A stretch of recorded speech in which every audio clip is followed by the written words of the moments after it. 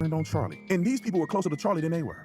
Yeah. These people, I would argue, loved Charlie to the day he died. They were there when he died. And they're holding his organization together day in and day out. They're trying their best. He is the cash cow. He is the idea. He's the movement. He's the bread and butter of Turning Point. What are you going to do without Charlie? Painful. It is brutal. And I'm standing here before you, willing to take the hate, willing to take all the negative messages and tell you that I beg you to wake up. Okay, now there's been a lot of talk lately about the chief of staff for Charlie Kirk, his bizarre reaction. In the wake of Charlie Kirk's passing, a story that should have been about honoring a legacy quickly spiraled into a bitter public conflict, pitting friend against friend and revealing a deep struggle for the soul of a community. His wife Erica, his loyal bodyguard Mikey, and his inner circle at Turning Point USA. These were the individuals who had shared his life, his mission, and his final moments. Yet, almost immediately, they found themselves under a terrifying and vicious attack from within their own ranks. They were not mourning in peace. They were forced to defend themselves against a wave of false stories, and most shockingly, credible death threats from people who claim to be on the same side. This is not just a story about a loss. It's a story about what happens after, when the fight over a man's memory reveals the dangerous forces waiting to tear everything he built apart. The very foundation of trust and shared purpose that held this political family together was tested in ways no one could have anticipated, revealing a landscape where loyalty is a currency few seem to possess, and where the hunger for narrative control can override basic human compassion. We are going to dive deep into this unsettling chapter, examining how grief became a battlefield and how the mission to honor one man's life became overshadowed by a frantic struggle to control the story of his death. The most heartbreaking aspect of this entire ordeal has been the treatment of Charlie's inner circle. These were not distant employees or casual friends. They were his family, both by blood and by shared struggle. His wife Erica has been his partner through every battle, a constant presence whose life was inextricably linked with his own, sharing in his triumphs and weathering his storms with a steadfastness that defined their partnership. Mikey, his bodyguard, was entrusted with his physical safety, a role that requires absolute trust, a bond forged in the understanding that one would literally put their body on the line for the other. These individuals were defined by their deep loyalty to Charlie, a loyalty that did not end with his death. Their immediate focus was on protecting his legacy, on ensuring that his life's work would continue with honor and respect, that the thousands of young people he inspired would not see his mission falter in confusion or be hijacked by opportunists. They were grieving, they were in shock, navigating the surreal and painful process of planning a funeral and facing an empty future, and yet their first instinct was to shield his name and his mission from harm. This is what makes the backlash against them so difficult to understand. Instead of being supported, wrapped in the collective arms of the community they helped build, they were targeted with a ferocity that is chilling to contemplate. They received death threats, real, credible threats that forced them to fear for their own lives, to look over their shoulders, and to question every stranger's glance, simply for being the ones Charlie loved and trusted. Who sends death threats to a grieving widow? Who threatens a man who was just doing his job? Who had just experienced a profound professional and personal failure? The sheer cruelty of it is hard to process.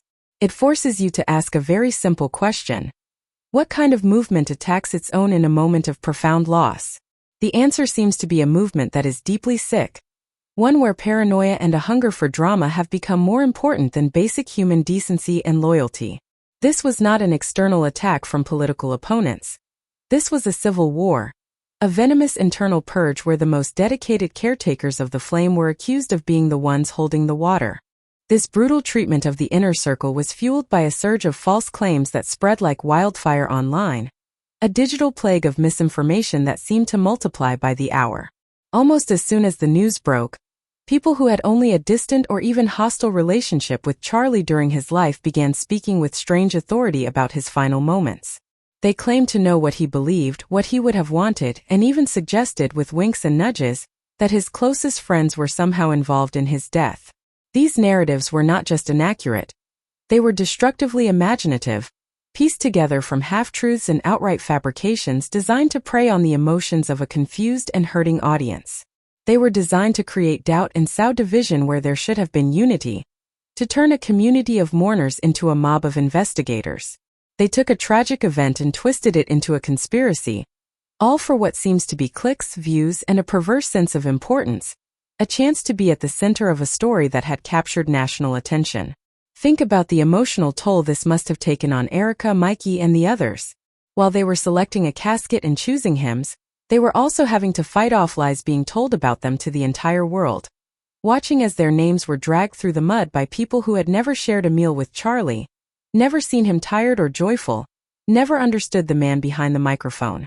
The pain of losing someone you love is immense enough without having to see their memory being used as a weapon against you, without having to defend your own grief against accusations of complicity. This is the dark side of the modern information age, where every tragedy is an opportunity for someone to build their brand, to grow their follower count, even if it means tearing down the people who are actually suffering, the ones left behind to pick up the pieces of a shattered world. One of the most targeted individuals was Mikey, Charlie's bodyguard, a man whose entire professional existence was built on a promise of protection.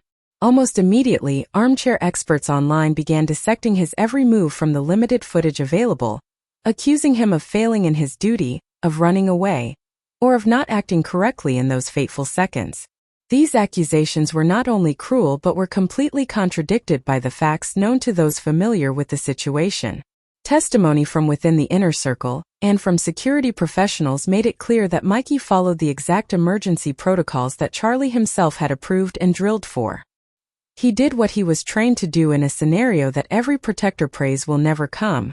The job of a bodyguard is complex and often misunderstood by those watching from the outside, from the safety of their screens.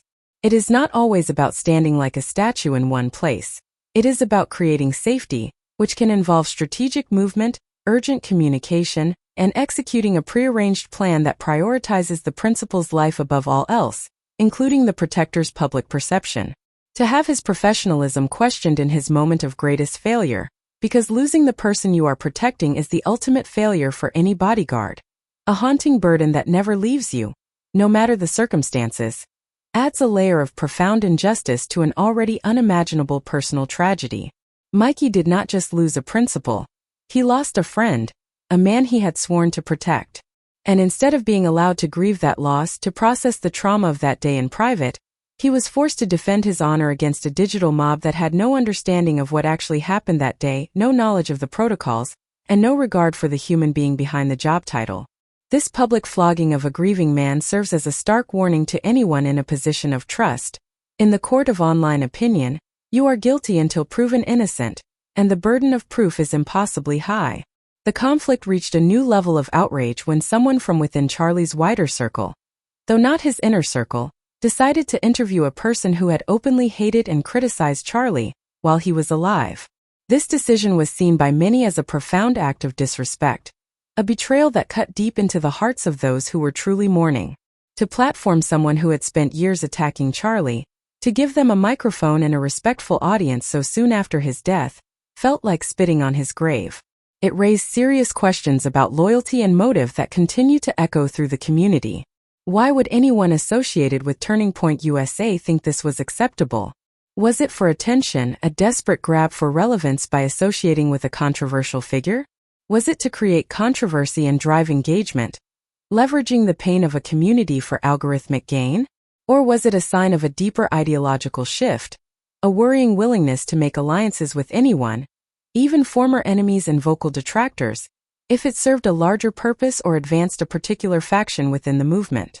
This single act caused more anger and division than any external criticism could have. It signaled that the threats to Charlie's legacy were not just coming from outside the movement, but from within, from people who claimed to be allies but whose actions suggested a very different set of priorities, where bridge building with critics was valued more than honoring the memory of a fallen leader. It created a schism, a fundamental question of what the movement stands for, and who it is willing to embrace, even at the cost of its own founding principles and the feelings of its most devoted members. This incident points to a much larger and more worrying trend within the conservative movement, one that Charlie Kirk himself had reportedly been concerned about in the months leading up to his death: the rise of extremism and the laundering of dangerous ideas. The term idea laundering is a powerful and accurate one. It describes the insidious process by which extreme or radical views are brought onto mainstream platforms by influencers who do not properly challenge or contextualize them. Instead of questioning these harmful ideas, they provide a respectable cover, a veneer of legitimacy, allowing them to be presented as just another part of the reasonable conversation.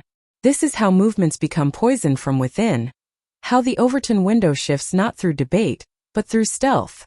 Slowly, over time, the boundaries of what is acceptable are pushed, and ideas that were once considered beyond the pale, conspiracies, vitriolic personal attacks, even calls for violence, become normalized, just another thread in the tapestry of political discourse.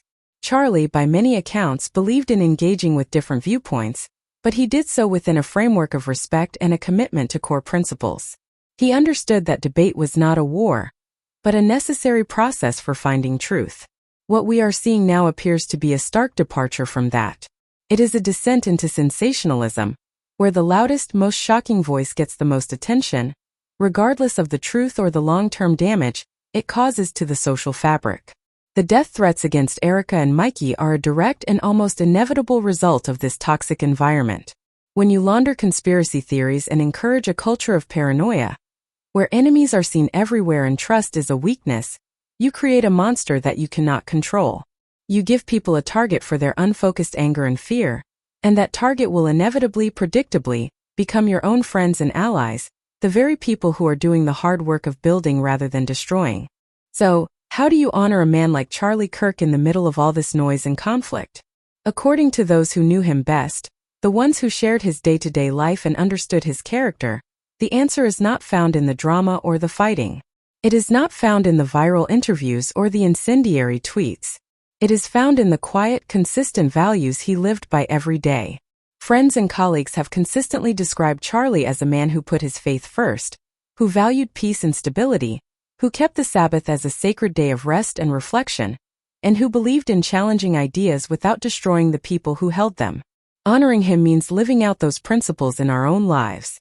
It means prioritizing unity over division, truth over sensationalism, and respect over petty attacks.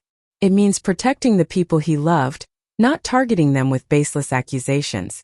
It means building the institutions he founded, not hijacking them for personal gain. The great tragedy of this moment is that his death has, for now, done the opposite of what his life stood for. It has exposed a deep sickness within the body politic, a division between those who want to build, to educate, and to persuade, and those who only want to tear down, to provoke, and to dominate. The future of Turning Point USA, and the wider movement it represents, will be determined by which side wins this internal struggle. Will it be the side that remembers Charlie's respect for honest debate, and his unwavering loyalty to his friends? Or will it be the side that platforms his detractors and terrorizes his widow? The answer to that question will define his legacy far more than any conspiracy theory ever could. It will determine whether the movement becomes a lasting force for its stated principles or devolves into just another reality show of outrage and performance, where the memory of a leader is sacrificed on the altar of endless content. The fight for Charlie Kirk's soul is far from over. In fact, it has just begun, and its outcome will reverberate far beyond the confines of any single organization, shaping the very nature of political discourse for a generation. Don't forget to subscribe for more updates as this story continues to unfold.